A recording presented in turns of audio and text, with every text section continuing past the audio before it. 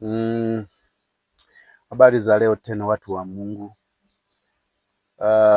Nimewiwa tujifunze jambo moja siku ya leo.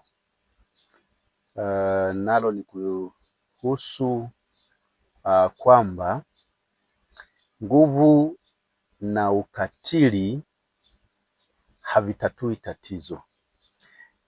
Nguvu na ukatili havitatui tatizo. Sasa nachotaka kukisema hapa ni nini? Kabla sijataka kusema au kabla sijasema hicho kitu, niwape stori moja. Ni stori au hadithi au mfano mmoja. Kulikuwa na familia moja huko nyuma iliishi katika dunia hii. Ile familia ilibahatika kupata mtoto mmoja wa kike. Yule mtoto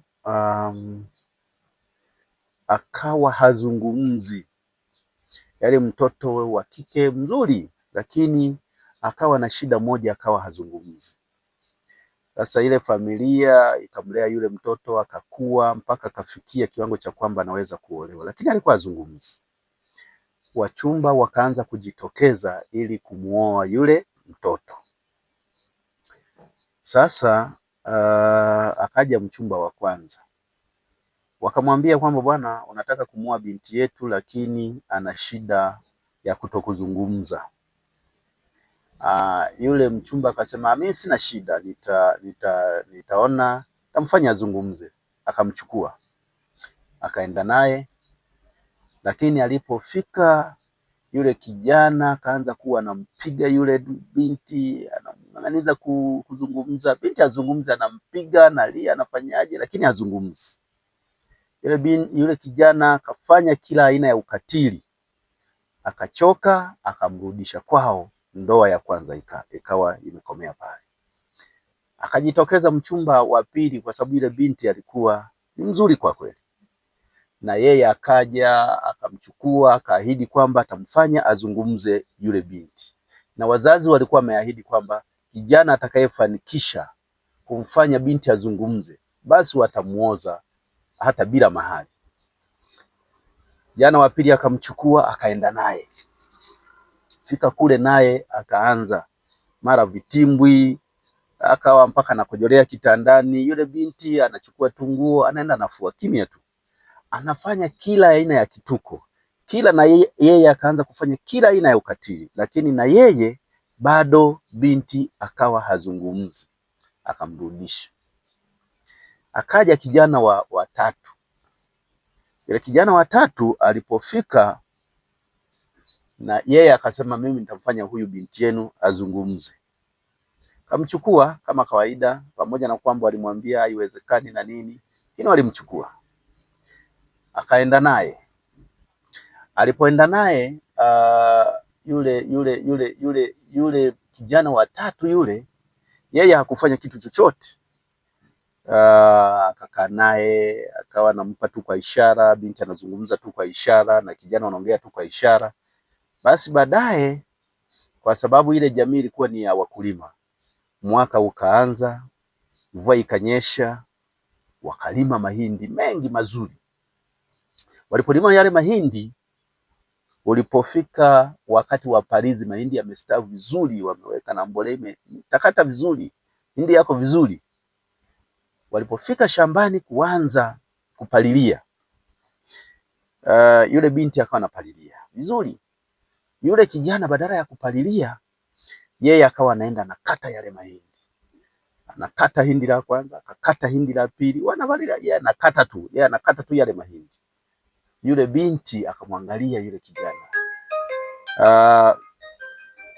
Kijana anaendelea kukata tu mahindi.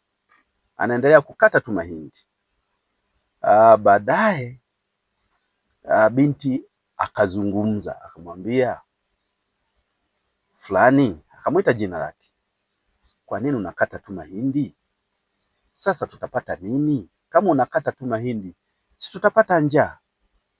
Binti akaanza kuzungumza kuanzia pale.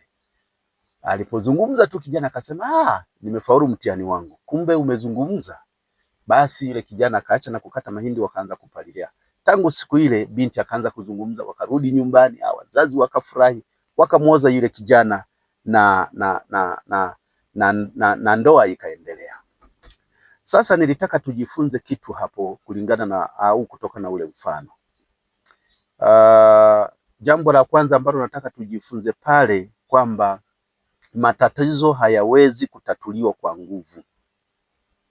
Matatizo siku zote hayawezi kutatuliwa kwa nguvu, na ndio maana nikasema tunataka tujifunze nguvu na ukatili havitatui matatizo, kwamba matatizo hayawezi kutatuliwa kwa nguvu.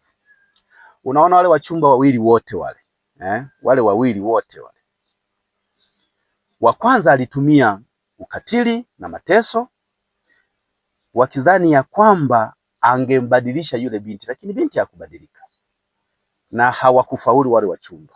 Hii inatufundisha kwamba kulazimisha au kutumia nguvu si njia sahihi ya kutatua changamoto. Hilo ni jambo la kwanza tunaweza tukajifunza na hiyo stori niliyowapa. Lakini jambo la pili tunaweza kujifunza pale kwamba kila jambo lina wakati wake. Inaonekana binti alizungumza alipokutana na jambo lililomgusa. Jambo la kukata mahindi lilimgusa yule binti kwenye moyo wake, na hii inaweza kutufundisha kwamba wakati mwingine mtu hufunguka pale anapoona jambo muhimu linalogusa moyo wake au linalohitaji kusema, anasema. Unaona? Lakini kitu kingine cha tatu tunachoweza kujifunza pale, tunaweza tukajifunza habari ya kwamba kujali matokeo kunaweza kumfanya mtu achukue hatua. Binti alijali mahindi yanakatwa. Alipoona mahindi yanakatwa ovyo, aliona maisha ya familia yako hatarini. Wasiwasi wa kupoteza mavuno ulimfanya aseme. Hii inatufundisha umuhimu wa kuwajibika kwa ustawi wa familia. Unaona?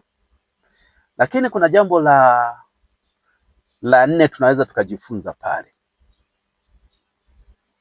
kwamba usiwahukumu watu kwa hali unayoiona. Wengi walidhani binti hangeweza kuongea kabisa, lakini baadaye akaongea. Hili linatukumbusha kuwa tusikate tamaa au kutoa hukumu za mwisho kuhusu uwezo wa mtu fulani. Kuna watu waliwahi kuhukumiwa kwamba wewe huwezi kuwa tajiri, lakini watu wale walitoboa. Kuna watu walishawahi kuambiwa wewe huwezi kufaulu jambo fulani, lakini wale watu walitoboa. Lakini kuna jambo la tano pale tunaweza kujifunza ni kuhusu subira inaweza kuleta matokeo. Mume wa tatu hakutumia ukatili kama njia ya kwanza, kama walivyotumia wachumba wale wawili. Kwa namna simulizi nilivyoizungumza, matokeo yalikuwaje baadaye? Hata hivyo, si lazima tukubali kwamba mbinu yake ya kukata mahindi ilikuwa sahihi, lakini tunaweza kuona kuwa mabadiliko yalitokea kwa sababu alikwenda kwa utaratibu bila kutumia nguvu kubwa. Kwa hiyo yule kijana alimpata yule binti na akamuoa kwa sababu alitumia tu vitu au pointi kama nilizozitaja hizo. Kwa hiyo kwa mtazamo wa maadili ya leo, ni muhimu pia kusema kuwa kupiga au kumtesa mwenzi wako au mwenzi wa ndoa ni kosa na si jambo la kuiga. Kwa hiyo sehemu ya mfano hii inatuonesha tabia mbaya ambayo haikutoa matokeo mazuri. Natumia nguvu lakini haikutoa matokeo mazuri. Kwa hiyo mtu wa Mungu, siku ya leo nitaka tu ni kuonesha kitu kidogo kuhusu namna ambavyo naweza kutumia nguvu katika jambo fulani lakini lisitoe matokeo. Na nikuache na Mithali 15 mstari wa kwanza unasema, jawabu la upole hugeuza hasira, bali neno liumizalo huchochea ghadhabu. Mungu akubariki sana, na ninashukuru kwamba kwa mfano huu utakusaidia kukaa katika uvumilivu wa kimungu. Mungu akubariki sana. Amina. Asante sana.